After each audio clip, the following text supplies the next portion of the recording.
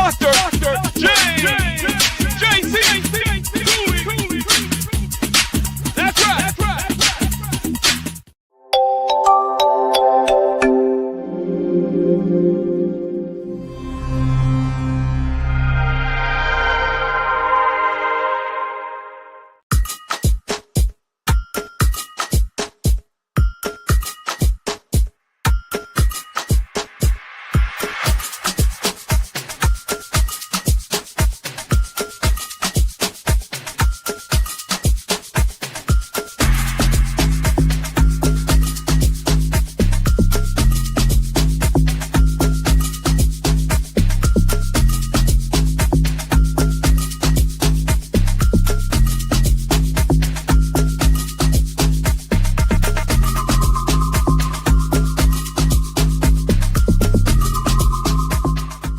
The James Cooley Show, It's Your Life, can be heard every Sunday at 9 p.m. right here on The Answer San Diego.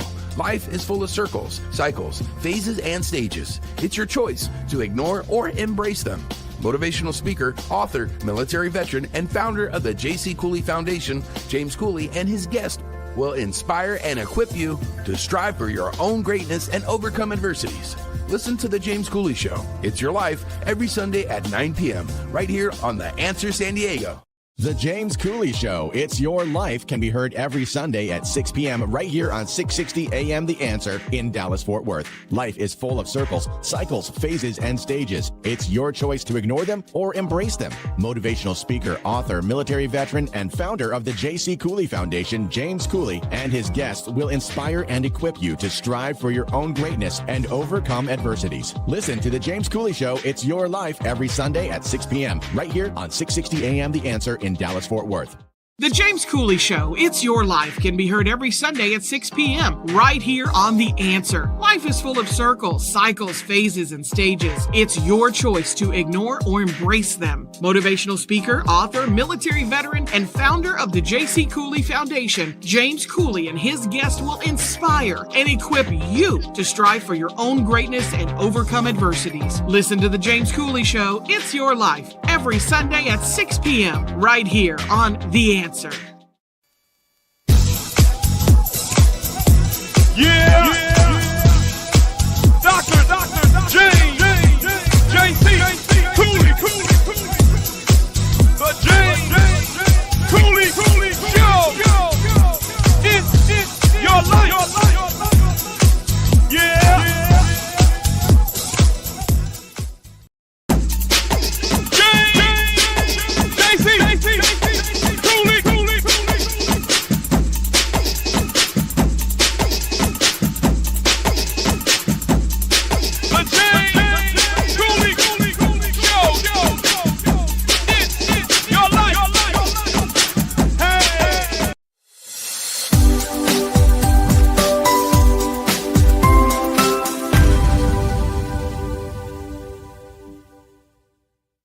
Hello, welcome to the James Cooley Show, It's Your Life. I'm your host, Dr. James J.C. Cooley, and wow, we're still celebrating Black History Month. We're going to be celebrating Black History Month's achievements of, folks that came before us and achievements or folks that are doing it now, that's still keeping up the history, still making history. We got a guest on today. I missed it, brother. I ain't seen him in a while. But, wow, he's going to come and he's going to share his journey and share a lot of other great things. And I tell you what, you don't want to miss this show. You don't want to grab you about 7-8 bags of popcorn. And I tell you, whichever platform that you're watching us on, whether it's E360 Television, Transfer TV, YouTube, LinkedIn, Twitter, Facebook, Rumble, and AM 660 The Answer, AM 1170 The Answer, AM 660 The Answer out of Dallas, AM 1170 The Answer out of San Diego. Welcome to the show. You want to be part, just go to the comments on the platform that you're watching us on. Ask any question that you might have. And I promise you we'll get you an answer. How you doing, Dr. Cooley? How you doing? I'm doing good. Yes, continuing to celebrate Black History Month with these amazing guests. And we're excited to have this returning guest on the show. It's been a while, but he's got a lot of knowledge and things to talk about, which educates and inspires our audience. And plus, he's a great man. And I tell you what, Michelle, can you do the honors by introducing the title of the show, the purpose of the show, and introduce this absolutely fantastic guest? Oh, most definitely. So the title of today's show, audience, is called Remembering the Journey. And welcome back Dr. Pearl Pierce. He is a pastor. He's a military veteran. He is an entrepreneur. He's a faith leader and so much more. He's going to talk about topics from Black history. He's going to talk about the Jim Crow laws, the civil rights movement, how far we have come, and what would the leaders of old think about our situation as people today. He is powerful, driven, bold, compassionate. If one were to describe the character of Dr. Pierce, these words plus so many more would not do him justice. He comes from Bedford-Stuyvesant, an urban section of Brooklyn, New York. He is a man after God's own heart. He's a dedicated servant, teacher, and lover of the Word of God.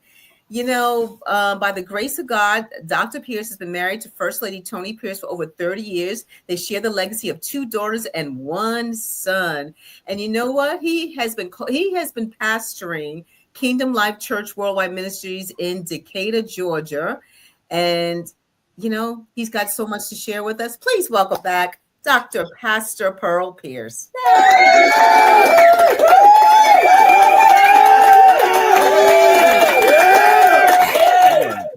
Hey, it's an honor as always to be on you all's show, and I'm just grateful that you all thought enough of me to ask me to be on your show, especially in particular, even though we call this Black History Month, when we know that every day truly is Black history.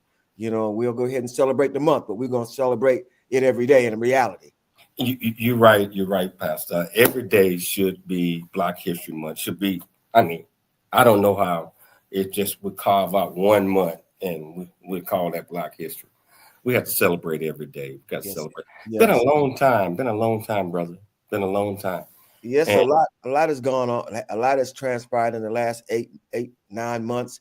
You know, I had to take care of some medical issues that were kind of scary, but Big Papa always, you know, he sees me through. You know, I evidently I just thank God for His favor, His grace, and His mercy, that I'm still here, JC, to talk to you and Michelle, and I'm grateful.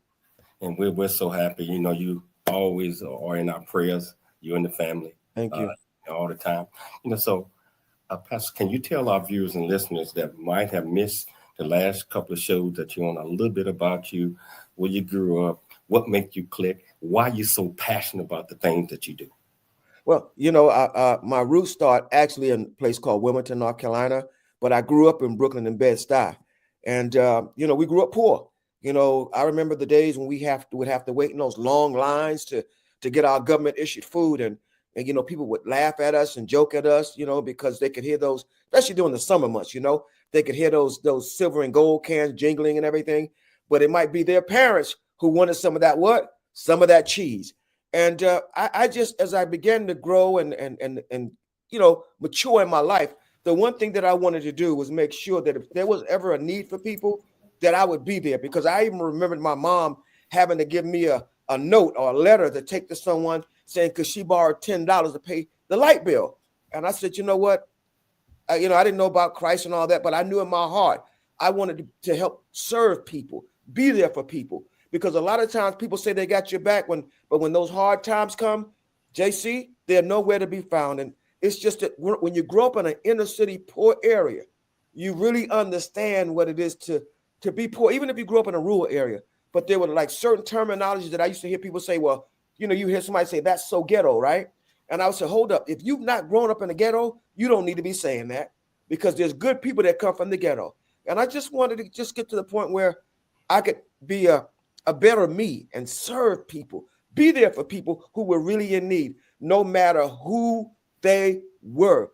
And as time progressed and I became a pastor, I still kept that mentality, because a lot of times people would think you only supposed to serve people that are in the congregation. I don't roll like that.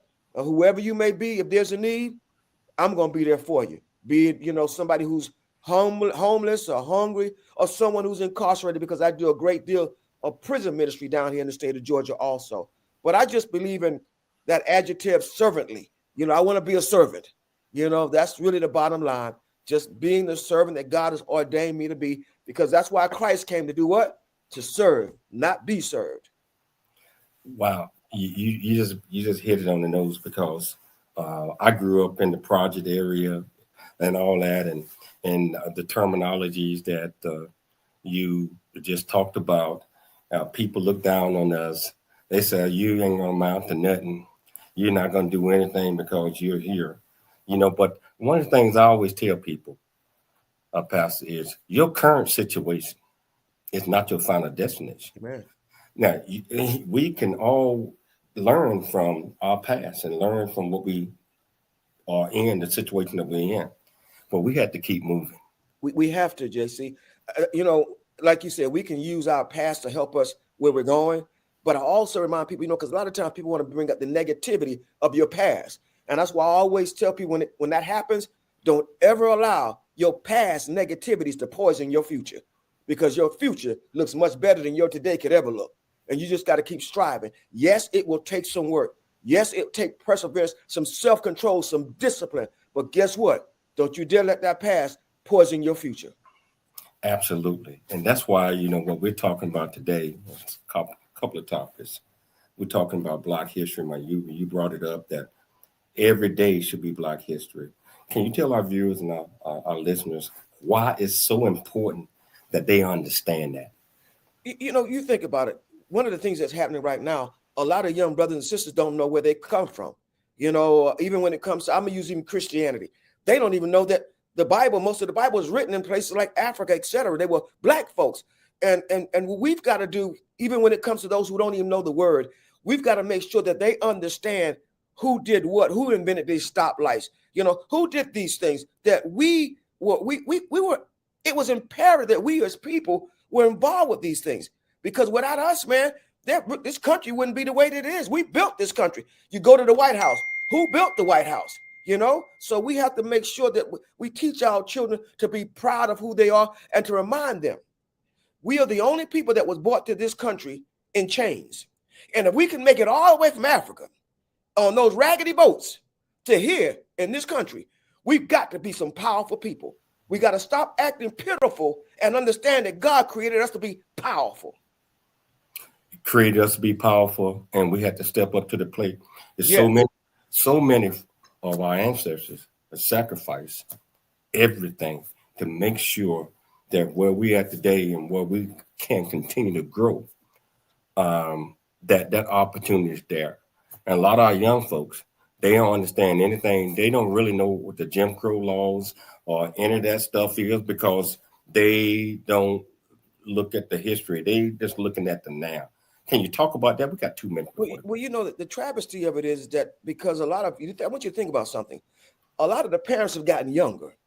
So the younger the parents have gotten, the less knowledge that they're able to obtain or maintain or give to someone else. So therefore, they don't know, they can't teach their children.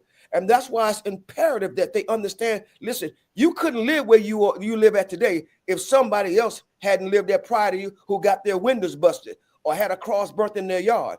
You couldn't go to the schools that you go to today if somebody hadn't sacrificed their life so you can go to those schools. And I think the travesty of it is that the system tries to tell us, don't worry about that. Forget about all that. No, you need to know where you come from, because then you'll know where you're going. And you will not allow history to repeat itself if you know where you come from. You have to know where you come from. Otherwise, I believe you're lost and you're going in completely different directions every time the wind blows. Yes, now, we're going to take a station break, but we're going to come back. We're going to talk about that. We got a lot more that we're going to talk about. And if you want to be part of this conversation, 84 platforms, all you have to do is just go to the comments, ask any question that you might have. I promise you, we'll get you an answer. It's your life, and we'll see you shortly after the break. Dr. James JC Cooley. The James Cooley Show. It's your life. A Black Man's Point of View is the newest Amazon.com #1 release and bestseller book from author Dr. James J.C. Cooley. featuring the perspective from 11 other contributing authors. In A Black Man's Point of View, Dr. James Cooley unpacks his thoughts and personal experiences about the challenges, stereotypes, and feelings of self-worth that many black men face today due to a 400-year ancestry rooted in slavery and colonization. Yet, how so many black men move forward despite this history. Most importantly, A Black Man's Point of View conveys that all men, regardless of race, creed, or color, are capable of love, respect, and dignity. Described as a map to a greater life from the heart of a man who's experienced life's misfortune and harsh conditions, James shows us how beliefs, convictions, and a healthy mentality can help propel a life worth living. A must-read for all. Order your copy of A Black Man's Point of View by author Dr. James J.C. Cooley today from Amazon.com or wherever books are sold. Really get a chance to know who you are. And once you know who you are, you truly know who you are, love who you are. Love who you are. You're a masterpiece. Love who you are. Love who you were born to be. Love me some me. That's what I'm talking about. When you leave high school, you gotta know today or tomorrow, hopefully today, what your plans are. Hopefully, there is no bad decision unless there is no plan.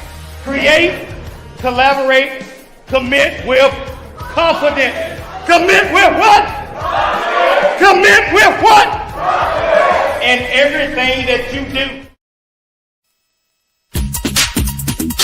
The James Cooley Show. It's your life. That's right.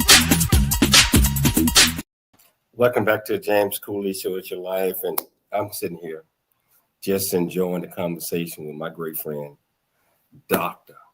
Pastor Pearl Pierce. And I tell you, he's educating us on some of the things that I'm talking about. Young adults, older adults, communities that need to know.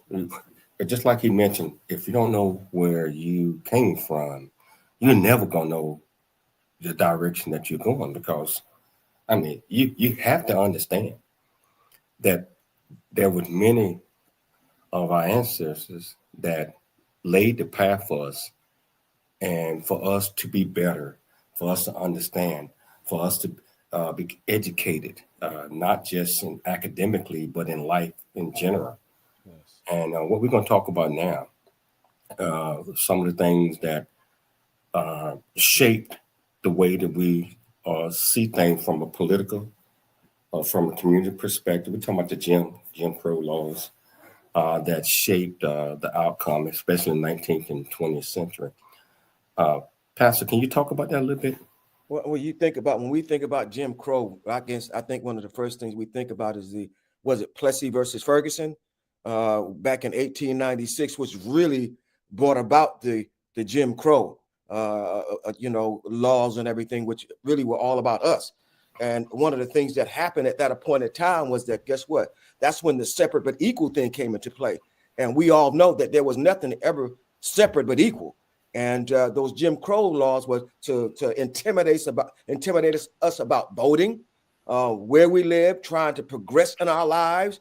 But through the grace of God, years later, of course, some things happened that I'll talk about a little later that happened to kind of got rid of, to ridden us of the Jim Crow. But you think about all that everyone had to go through that period, going through the back door, feeling less than, the whole shebang, really feeling less than a man, if the truth be told, and if you even thought about trying to do anything that was out of the ordinary because of the Jim Crow laws, which were really laws against black people, people like Medgar Evers lost their lives in front of their families, because of the Jim Crow laws trying to get individuals to vote. One of the mothers at our church is from Selma, Alabama.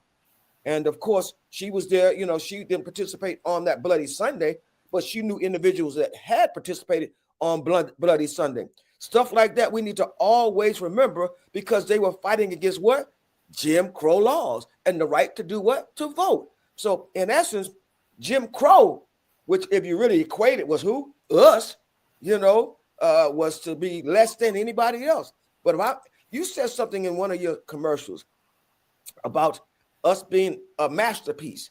You know, one of the scriptures in the Bible, in Ephesians 2:10, says that we are the masterpiece of God. When you can remember that you are a masterpiece, you won't let anybody make you feel less than. You'll always feel what? Greater than, because guess what? Big Daddy, Big Papa created you to be greater than, not less than. And that's why it's important, I believe, that to understand God. Because we love the Lord, Michelle and I. And I'm sure a lot of folks, I mean, my mother, my grandmother, everybody I was brought up to love and for them to teach me that you are not less than. Yeah, you might go through some trials and tribulations, but you have to stand up and believe in what you believe. Hold your head up. Don't hold your head down. Just like our forefathers from when they were placed on the boats and they couldn't hold their head up and do anything, otherwise they get punished. Yes. That's how I believe and see that the Jim Crow laws was. It was to put fear in individuals so that they feel that, you know, hey, you don't belong here. You don't need to be voting. You don't need to do none of these things because you're less than. Yes. And we need to make sure that our youth and young adults and communities understand that they are a masterpiece. Yes. That they do have purpose. Yes. That they cannot let anyone push them and keep them down, regardless of the situation. I know the current situation today, and I said I don't have a problem with this. Is a lot of things been rolled back over the last month, civil rights, DEI, all of this stuff, and I feel that it's reverting back to what it's supposed to be. Now I'm gonna turn that over to you. JC, it's quite interesting that you say what you said, how the things that we're seeing that seem like they're going back. Mm-hmm. You know, we talk about the Emancipation Proclamation, right? Yes. And we talk about Abe Lincoln, right? Mm-hmm. And we remember when Abe Lincoln got killed. Well, yes. I think many people forget that I think the president after him was Andrew Johnson. Yes. So all the things that Lincoln was trying to put in place to bring about equality between the Caucasian and the black man, Andrew Johnson came back and knocked it all out the way. Mm-hmm. And if the truth be told, we see history doing what? Repeating itself the same exact way when it comes to this gentleman. I'm not going to say this person who's in place today, because exactly what he's doing is exactly what Andrew Johnson did, you know, because it was right after that Reconstruction period. You know, slavery ended. You had the Reconstruction. You had blacks who were now in political offices, etc. But you always had somebody who was going to instigate something to say, how dare they think they're better than we are? Let's again knock them down on their knees. But you know the good thing about when you knock somebody on your knees who just believes in themselves, they do what? They get up. And there's a gentleman that I love so much, JC, from over in Alabama, Dr. Fred Shuttleworth is his name. You know, we talk a lot about Dr. King, but I was watching some years ago a documentary on Dr. Fred Shuttleworth, and he had daughters, and you know he wasn't a big man in stature, but these men beat him, and they thought he was dead. This little man got up, went back to his car, and drove off. But people like Dr. Fred Shuttleworth and people like that, we need to remember these people that were beaten down, but still fought no matter what. Houses blown up, but still what? Fought no matter what. And that's why we, as a people, must understand that if we just stand together, there's nothing that we can't conquer. But from slavery on, we've always been taught to do what? Cut each other's throat. You know, I'm gonna even go this. I'm gonna say something that I don't know I'm gonna get in trouble for or not. But you think about all the derogatory names that were used against other ethnic groups, right? Right? You don't hear those names at all anymore. But you hear that one that we were called. Think about that. Because their parents taught them, how dare you let anybody call you that name? And they purged that out of their system. But we fought to get that word put on the radio. Something's wrong with that picture. But again, it goes back to us understanding, man, that we got to wake up. We must wake up and stand together and lift each other up. Because when you really think about it, during those Jim Crow era, do you know there were more black businesses than there are now? The people were working together because there was a common cause. We got to remember there must be a common cause today. JC, let me be quiet for a minute. No. Hey, what you just said is no. You ain't gonna get in trouble for nothing like that. It's true, and funny you mentioned that we fought hard to get it put on the radio. I'm talking about through rap groups and all that type of stuff. I mean, it's crazy, and even today, many people still think that's okay. I'm talking about us. Yes. I mean, it's like, hey, I had some folks that say, hey, you this and that. I said, no. You can't, no. I can't even be around you talking that way. And you know what? It's interesting. We're talking about Black History Month. We're talking about that word, but I hear even us, the women, to call each other, hey B, how you doing? First of all, let me tell you something. None of my friends, we don't do that. Amen. And I am not that. So why would you? It's not a term of endearment. I don't care what you try to do. Belittlement. When you try to change it, it's not a term of endearment. So we're doing it to each other. Yes. And that's the travesty of it. And you know what the travesty of it is that everyone else around the world looks at us and go, see, that's why they're worth nothing. You know, and they put us at the bottom of. I'm gonna tell you a story. Some years ago, one of the kids that I ministered to was playing basketball over in Italy, and had me come over. And one of the things that I didn't know that happens was, you know, you had the African brothers who would do the art during the day, but at night, you know what happened? The ladies would work as prostitutes. Yes, and the young man who I was over there with, they saw his wife and thought his wife was, but of course, when they saw him, they knew the deal. And I'm saying to myself, God, it's amazing how, you know, people can think that we're these negative individuals when guess what? We were the first people to even be created per se, you know, and it's just a travesty, but it all starts with us. And again, it all starts with the mature, older individuals saying, no, we're not going to have that. Because I remember my grandfather, when he would come to New York to visit, and someone would say something like that, he would say, listen, don't say it again. And if you said it again, you in trouble. Siri, he didn't play about it. And I don't play about it. I never have. My daughters would tell you, you can say anything, but you're not going to use that word around me. Anybody who knows me will know that that's a word that I don't play with. But again, I say this, and it's just the truth. Every other ethnic group that had a derogatory name used against them, you never hear it anymore. Just us. And I don't know why that is. And what it's going to take for us to understand that when we're belittling ourselves, and you're right, the world look at us like, and then everybody feel that they can say it because it's like Sister said, a word of endearment. You know, like, whoa, what do you not know men were hung in the square in Indianapolis and the word was written across their bodies in blood? Do you not know that? Please, how can that be a word of endearment? How can we even begin to think that would be a word of endearment when people were hung on trees? And check this out. People would bring their families to watch us be hung and the word be written on us in blood, across us in blood. How? That's why I don't understand why, you know, I know as a kid growing up in New York, and I'm sure, Michelle, we learned Black history.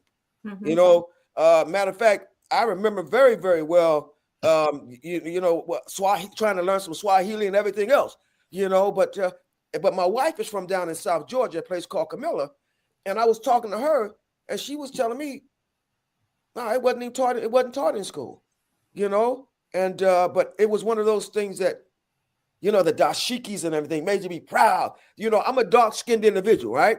But I tell you what, when James Brown made that song, "Say It Loud, I'm Black and I'm Proud," when they would do, when, you know, when, man, yeah, I'm black, you know, but we've got to be proud to be black and know that there's a divine purpose for us. But we must learn how to love on each other first. Right now, one of the major things in our communities is everybody wants to be a gangster and fail to realize that God never created you to be a gangster, but he wants you to own some businesses. He wants you to be a professor. He wants you to do great things. But yet we let the world dictate, now you're just going to be this. Because here in the state of Georgia right now, if you all can see how many young men are killing each other in prison, and they look just like each other. They look like us. Wow. Hey, hold that thought, because we got to take a station break. But we're going to come back. We got so much more that we're going to talk about. And I tell you, you want to be part of the conversation, just go to the platform that you're watching us on. Ask any question that you might have. I promise you we'll get you an answer. It's your life, and we'll see you shortly after the break. It's the James Cooley Show. It's your life. Dr. James J.C. Cooley. Yeah. Come on.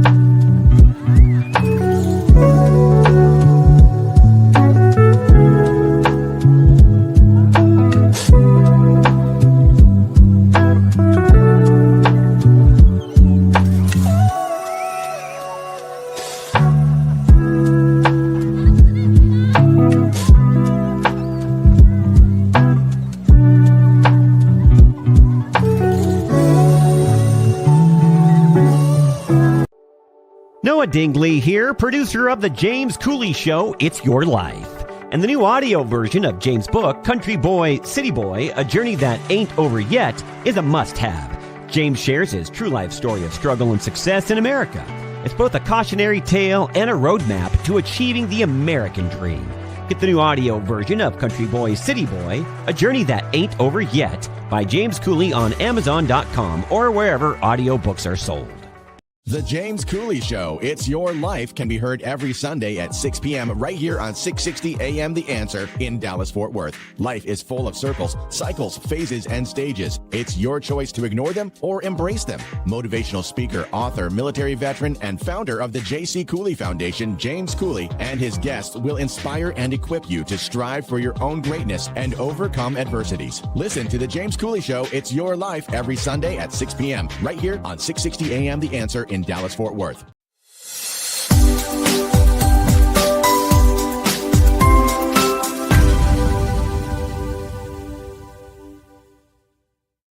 Hello, welcome back to the James Cooley Show, It's Your Life. And I tell you, we were remembering the journey. That's the title of the show today.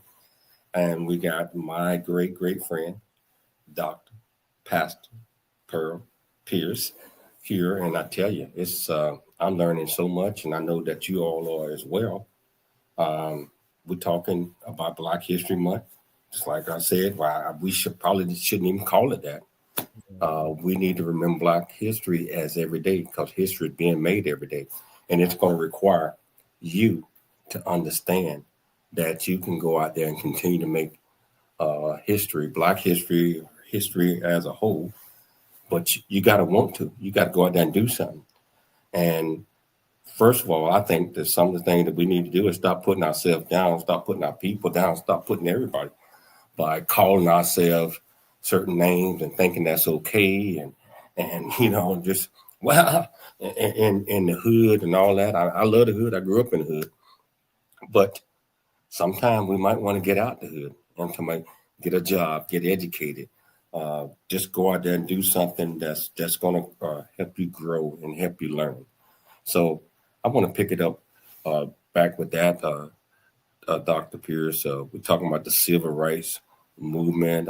Just like I mentioned earlier, a lot of the things that been rolled back as a month ago, things that Lyndon Johnson had placed with the Civil Rights Acts and all of those type of things.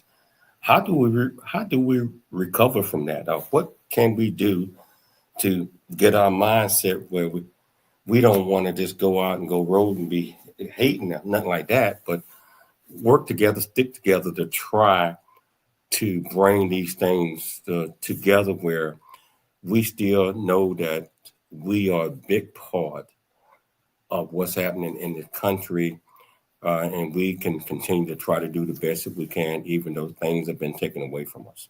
You know, JC, there's a scripture that I love so much. It's over in the book of Corinthians, but it states something like this: we got to capture thoughts before thoughts capture us. You know, because if I start allowing negative thoughts to capture me, I won't do what I'm supposed to do. You see, so I'm going to make sure that, okay, I know things are changing, etc., but guess what? I'm going to still maintain a certain type of mentality, because I know, guess what? These years might be rough, but guess what? We're going to get through these years, and we're going to do it. And one of the models of where our pastor at is working together works. We just got to work together as a people and say, listen, if we work together, there's nothing too hard for us. We can overcome anything as long as we what?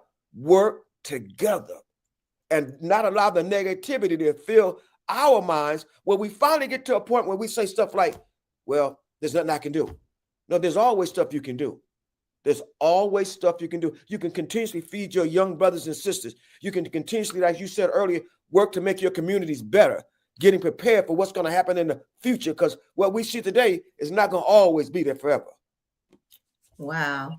You know, there's conversations about Black identity, how we identify ourselves. I mean, this world it's growing as far as a lot of biracial, children, which, love is love is love. Children are a gift from God. Now, one thing about, and we discussed this with a guest on our show yesterday, is about how we treat ourselves. There have been comments from a lot of, whether it's celebrities or people we may know, who disrespect Black women themselves. I'll give you an example. Oh, I can't deal with a sister because Black women are demanding, they're controlling and stuff like that. I'd rather, date, outside my race because of, I can't deal with a sister or a Black woman. To me, that is degrading Black women. My thing is this, Dr. Pierce, you love whoever you want to love. I just have a problem when someone's signaling out their own race and their own women and saying there's something wrong with us. I mean, what are your thoughts on that? Personally speaking, I always go back and say, what'd your mother look like? And you talk about how great your mother was, how powerful she was, how she helped you to get where you're going. So guess what? I think a lot of times when you hear certain Black men say that, it's because they're afraid of a bold Black woman. Mm-hmm. Somebody that's going to walk beside them through in and everything. Because I want somebody that can identify with me. You understand? Because she will know what it is to struggle. Even if she doesn't know what it is to struggle, she will know that, hey, my Black brother, brothers have gone through so much. I'm going to stand here with this brother no matter what. And I'm always intrigued when I hear a brother say, "Well, she's this sister just too." I'm like, "Hey, brother, that's what you need to help you get where you're going. You just want somebody to put a pacifier in your mouth, and that ain't gonna work after a while. Because after a while, you're gonna need a real powerful woman who's gonna take the pacifier out your mouth and say, "Let's do this to get this thing together." You know, so I've always been in the mindset, and it's just me. I want me a strong Black woman, period. You know, sometimes I think that some people just want a Stepford wife. Yes, no, don't question anything. Okay. Oh, and there are people out there like that in any race, but I'm like, okay, good for you. But I'm not the one, and neither are my friends. We're not Stepford. We have a mind, we are intelligent, and we have thoughts.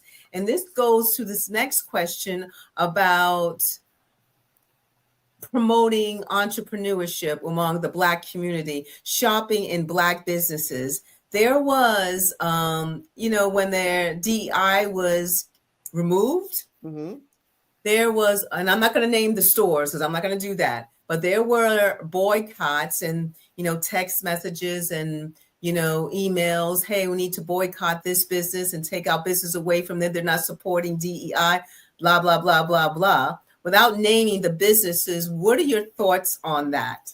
Well, I think about back in the day, what did we do? The Woolworths and everything, we boycotted them, didn't we? And all of a sudden they came back to their senses. And I think what happens right now, we've gotten so complacent that we give into anything, and we're lazy sometimes also. Well, that particular store, one of those particular stores right up the corner, well, guess what? If they're not servicing your community and they're promoting individuals who mean you no good, why would you spend your money with them? Period. It makes no sense for you giving your dollars to them when you know that those dollars are never going to come back to your communities. Point blank.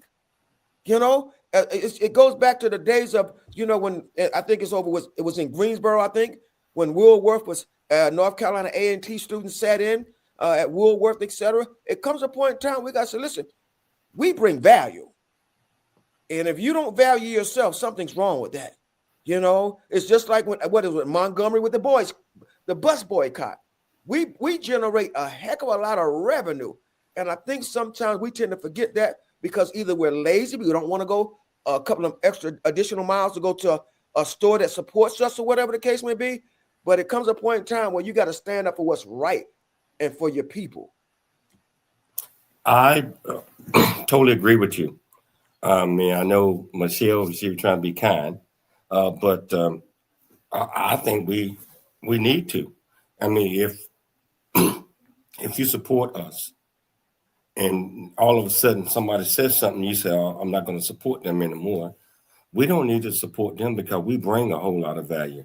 We spend a whole lot of money in the Targets and the Walmarts and all of these stores that are pulling back from the DEI initiative because someone feel that, hey, the world is being prejudiced against us because they are picked. They're in a quota situation when we are just as qualified, just as educated to do the jobs and all of these things. But the world is not fair. So that's why a lot of these civil rights issues and movements that came in 64, 65. And now everything is being rolled back, and the stores and companies that believe in all of that now, they don't believe in it anymore, and which is going to hurt our chances for employment, not because we're not qualified. It's just because someone has an idea and they said, "Hey, no, we're gonna get rid of everything because they are against us." Think about it, JC. It's almost, if you really think about this thing, it goes back to 1896 again, Plessy versus Ferguson. Separate but equal, right? Trying to say that everybody's playing on an equal field, and we know that is a bold-faced lie. So that's really when they want to take away the DI. That's really what it's trying to say now. Oh, everybody's on an equal field. We know that is so far from the truth, because when you look at the corporate structures of the major corporations, you look and see who's sitting at the top of those corporations. People will hire those who are familiar with them, who look like them. Do you hear me? That's just the reality of it. So when you take away those programs, you take away opportunities for others. Trying to say that everybody's on an equal field, that is so far-fetched. Again, it goes back to 1896, separate but equal, and we know that's malarkey. It is. And, we got brothers out there like Roland Martin that tell the truth. Yes. That try to educate us. I mean, and I know we got about 30 seconds before the break, but try to educate and us, especially young black men who voted. They voted against the Democratic Party because they were thinking that they're going to get a stimulus check, that this guy going to do all this other type of stuff. And now their eyes are wide open because it wasn't what they thought. They should have thought it out. Tell you what, we're going to take a station break, but we're going to come back. We're going to pick it up. I love this man right here. And I tell you, and he tells you how it is. And I do too. If you want to be part of this conversation, all you have to do is just go to the platform that you're watching this on. Ask any question that you might have. I promise you we'll get you an answer. It's your life, and we'll see you shortly after the break.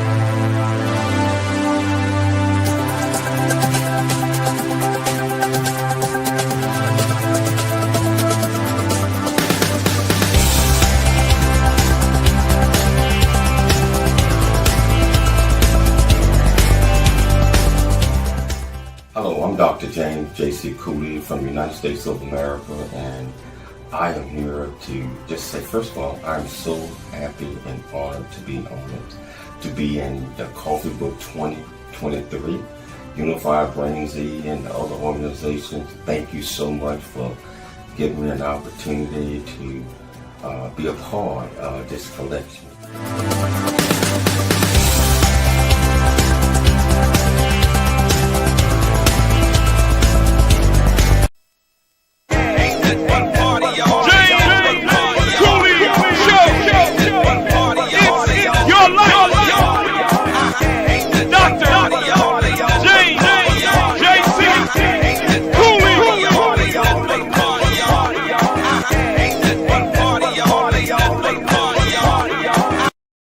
Hello, welcome back to the James Cooley Show. It's your life, and wow, we still remembering the journey, and we also putting out that, we starting a new journey, but we all have to be strong. We all have to work together.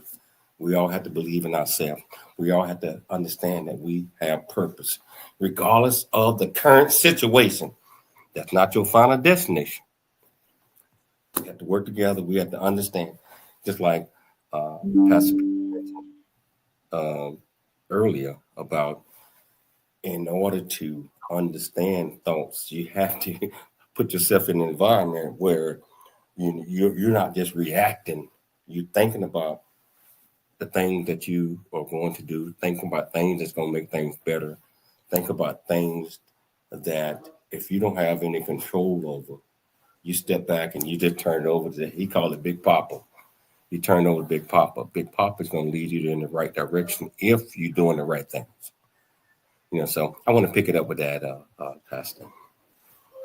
Well, the bottom line is this here. No matter, my wife has a saying that I love. She said, God still sits on the throne. You understand? So he's all powerful. He's all knowing. Now, we don't understand sometimes why he allows certain things to happen, but I tell you this, he's still what? In control.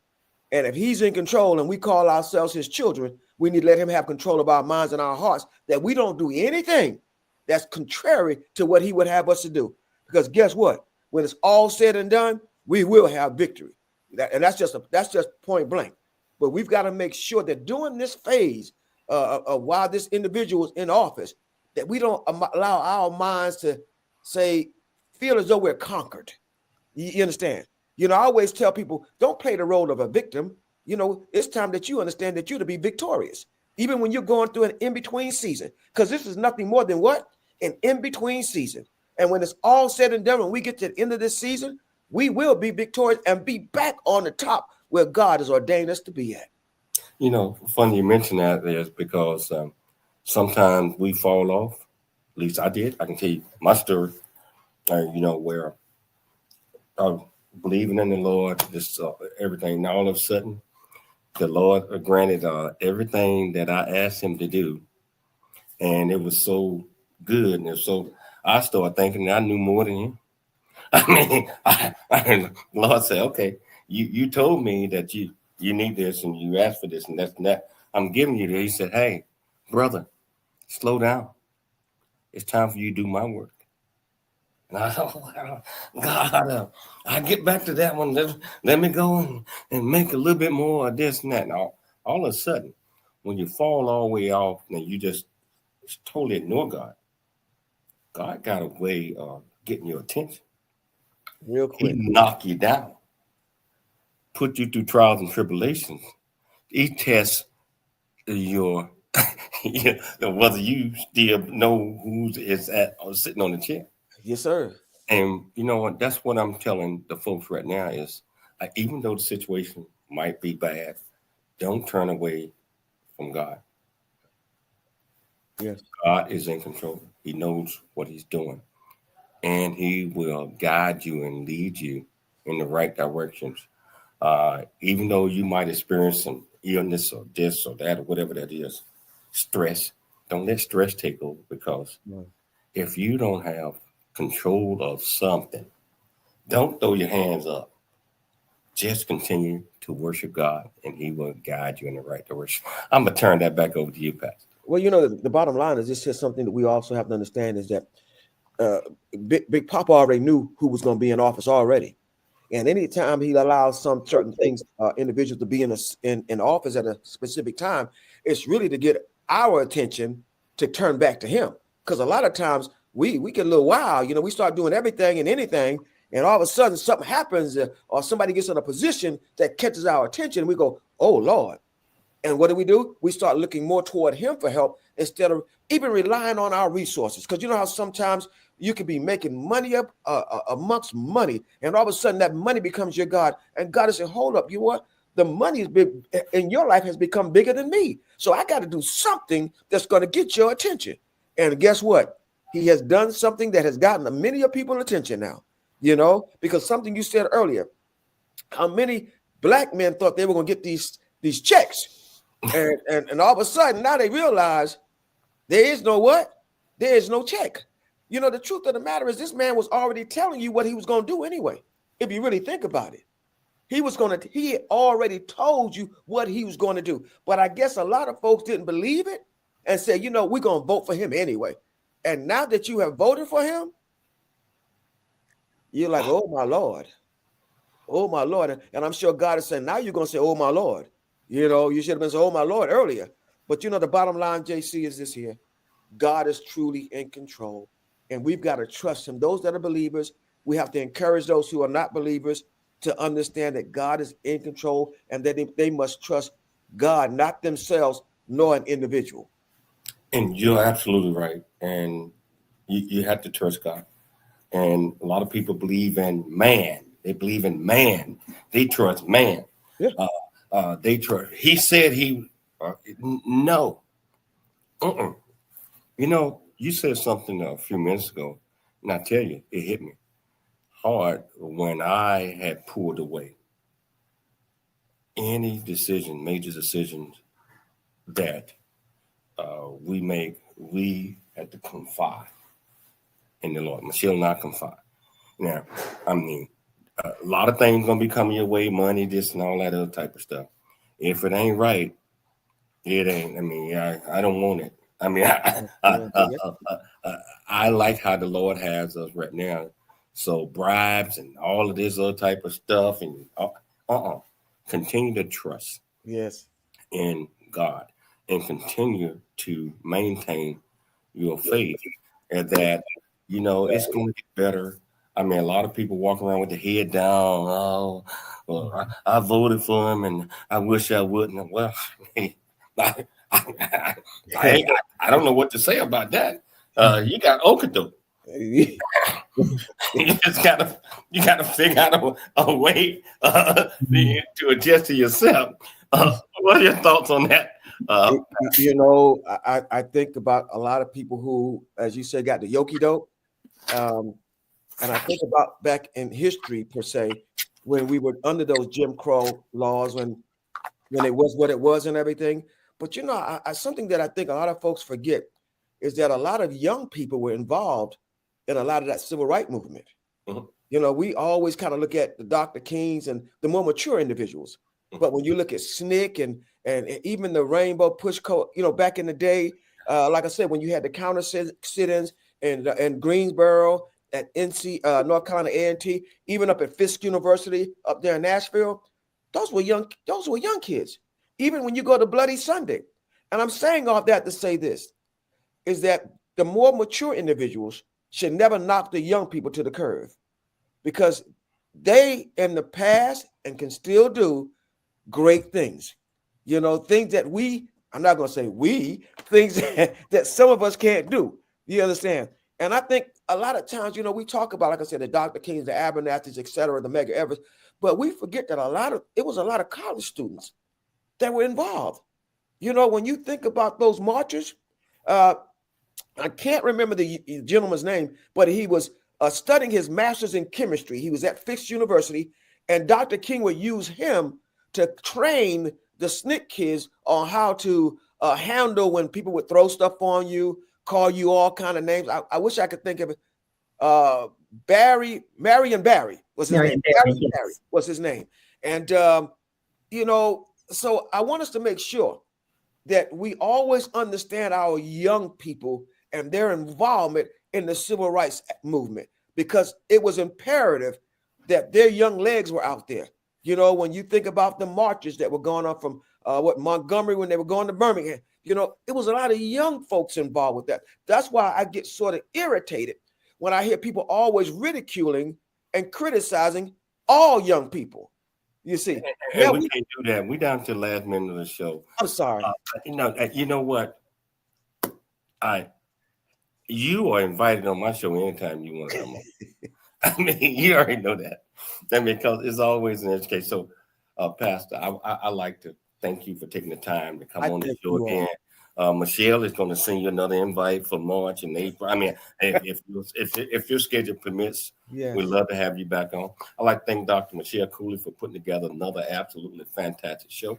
I'd like to thank our producers in San Diego and in Dallas, AM 660, The Answer in Dallas, AM 1170, Answer in San Diego. Most importantly, I'd like to thank our viewers and listeners for tuning in to the James Cooley Show, Monday through Friday, 2 p.m. Pacific Standard Time. Always dream big, think big, and be big at everything you do. We'll be back tomorrow. Same time. Love you guys. It's your life. We love you too.